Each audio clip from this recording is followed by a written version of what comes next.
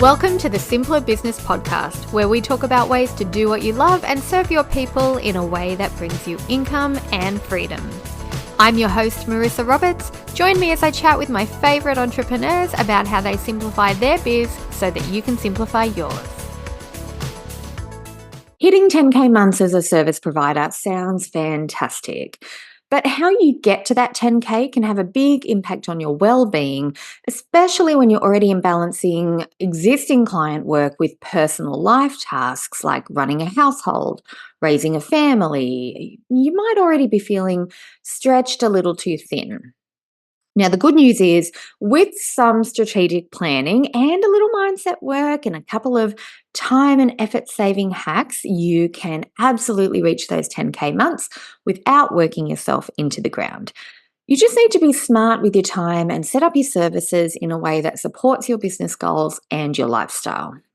So today we're going to break it all down step by step. I'll show you how to work out your ideal client load, package your services like a pro, and pitch them with confidence. You'll have a solid plan for scaling your business and hitting those income goals without sacrificing your energy and your well-being. So you ready? We're going to jump in. Now, the first step is to run your numbers. This is where mindset really comes into it, because a lot of the times when I'm working with service providers in particular, I've noticed that they tend to undervalue what they do. You've got to remember that you're not just doing a task for a client, you are saving them a ton of effort. You are saving them a ton of time. You're giving them an incredible amount of value because you're taking the mental load of that task off them as well as the physical load of doing the task. You are helping them stress less. You are helping them free themselves up mentally and have a little bit more buffer time in their own calendar.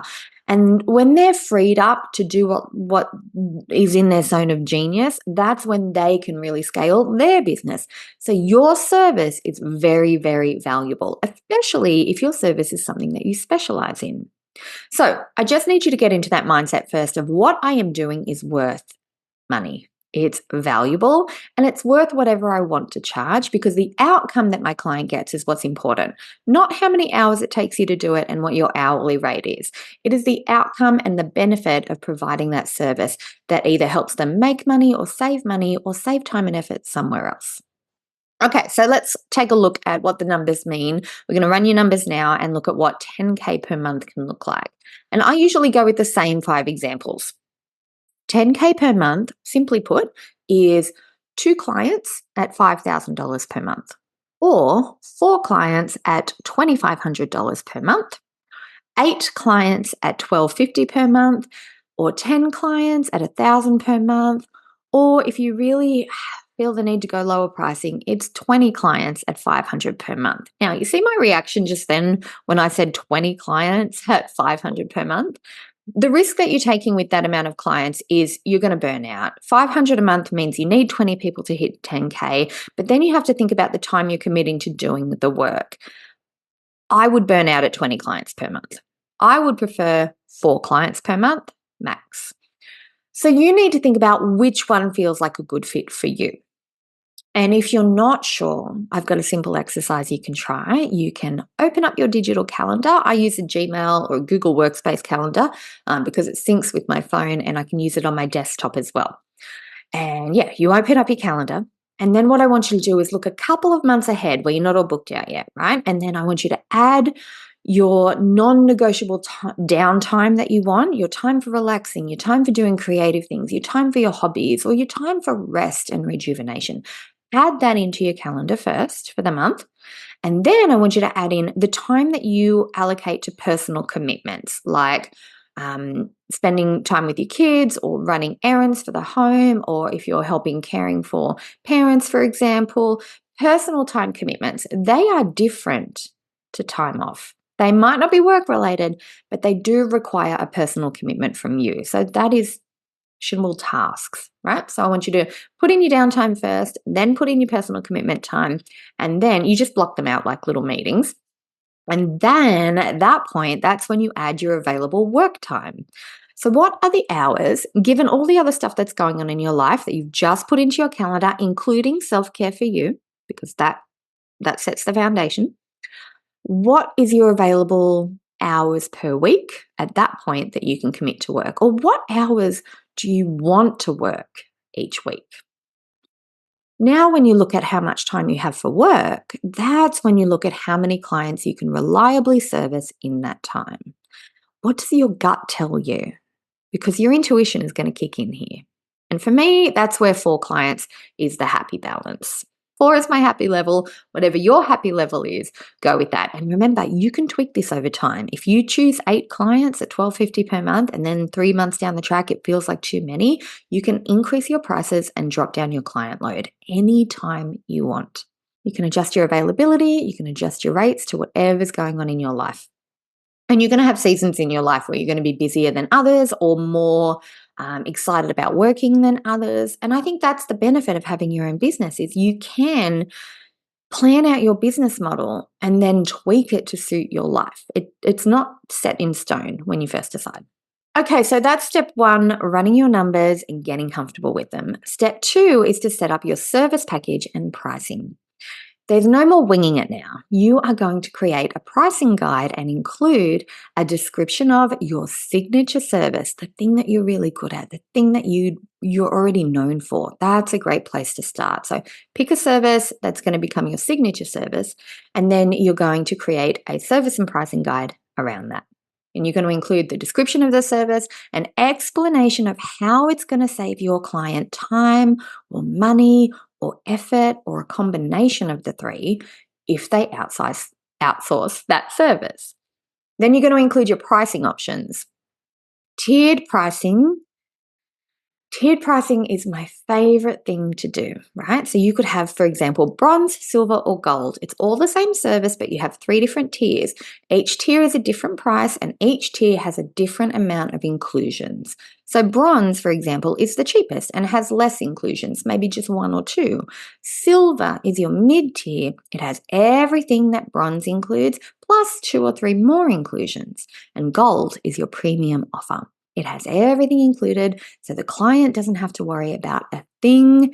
It is all taken care of for them, and that is your premium price. Now, for my services, I offer 4 tiers at the moment.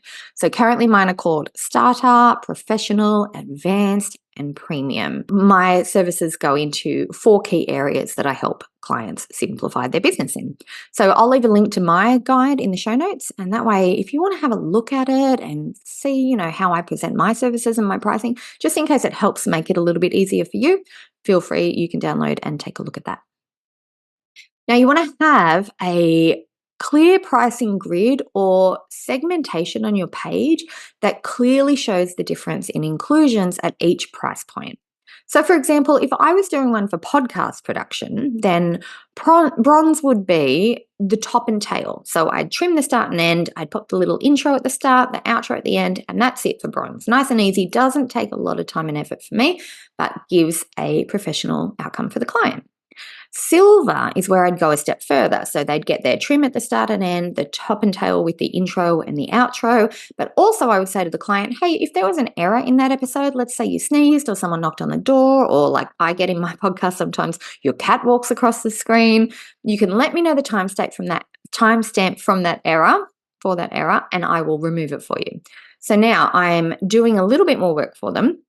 They're getting an even better outcome, but I'm still not committing to a premium service for the whole episode.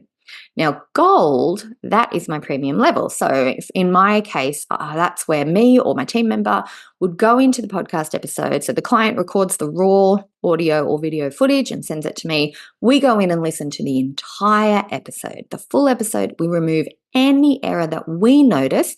Client doesn't have to give us any timestamps, doesn't even have to tell us if there's an error. We actually watch or listen to the whole episode, spot those errors ourselves, and take them out. And we also take out things like filler words like that sort of thing, and we take out dead air. So if somebody pauses, we take that out as well. And that is our premium service, and we also upload it to the podcast platform. So yeah, you can see the difference now between bronze, silver, and gold. The other thing you want to include in your service guide is the link to book and pay for your service. Now, this eliminates all the back and forth and gets rid of a lot of the nerves because you don't have to actually talk about your prices. it's all linked into your service guide, right? So if they're paying for a package, you can link straight to Stripe or straight to PayPal. If they're paying not for a package, but to book, say, 2 hours of your time to work on something, you can use Book Like a Boss. That's the software I use. It lets them choose the date and the time that you can be working for them, and they book and pay for it on the spot. You get paid ahead of time for that commitment to doing that service at that date of time. So yeah, it's really, really easy. You can do either one of those options works. I'm an affiliate for Book Like a Boss. I'll leave a link in the show notes if you want to check it out. Okay, so that's step 2 taken care of. Step 3 is to make it easy to pitch. So what you want to do here is, I don't know about you, but when I'm writing emails from scratch, if I'm nervous or I'm pitching a service, all of my emotions come out in that email and I'm stumbly and rambly and there's too much fluff in the email. So what I do instead is I created a simple email template that says, I would love to work with them. I'll include a couple of benefits, why it's good to hire me and outsource this service. And then I let them know that my service guide is attached and there's a link included in the document for when they're ready to get started. So nice and simple. Now, if you need a hand writing an email like this, I've got one written already in my templates pack for you. Actually, I have 2 of them. One is for warm leads, so people who have already, contacted you or been in touch with you in the past and shown interest in your service. And then the other one is for cold leads. So this is people who would benefit from your service, but they haven't met you yet and you're reaching out to them for the first time. So I'm going to leave a link to my template pack in the show notes. If you want to grab those templates and tweak them, it's much quicker and easier than writing from scratch, and kind of gets you past that blank page moment at the start where you're like, I don't even know where to begin.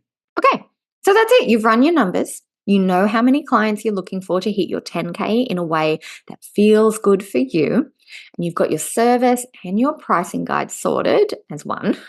And you have an email template to pitch to potential clients to make it smooth and easy and remove the emotional tie you have to quoting prices. So now you just have to take action. And when you do, I would love for you to come and find me on Instagram at Marissa Roberts Official and let me know how you go. I hope you found this helpful and I will see you next time. I hope you enjoyed this episode of the Simpler Business Podcast. If you did, please subscribe, rate and review us on Apple Podcasts. There's a link in the show notes to make it nice and easy for you, just the way we like it. If you're ready to simplify and scale your business, you can get started with my free audio class at marissaroberts.com. See you next time.